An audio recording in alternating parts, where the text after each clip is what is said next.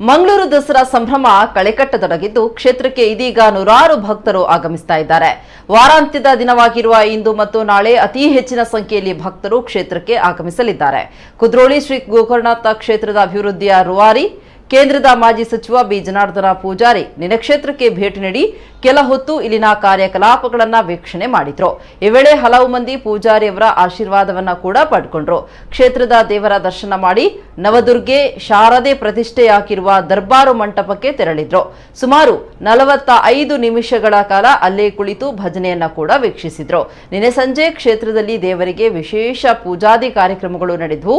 ಕೊರೋನಾದ ಬಿಕ್ಕಟ್ಟಿನ ನಡುವೆಯೂ ಜನರು ಸರ್ಕಾರದ ಮಾರ್ಗಸೂಚಿಯಂತೆ ಕ್ಷೇತ್ರಕ್ಕೆ ಆಗಮಿಸಿ ದೇವರ ದರ್ಶನ ಪಡೆಕೊಂಡ್ರು. ಸಂಜೆ ವೇಳೆಗೆ ವಿಶೇಷ ಸಾಂಸ್ಕೃತಿಕ ಕಾರ್ಯಕ್ರಮಗಳನ್ನು ಕೂಡ ಆಯೋಜಿಸಲಾಗಿತ್ತು.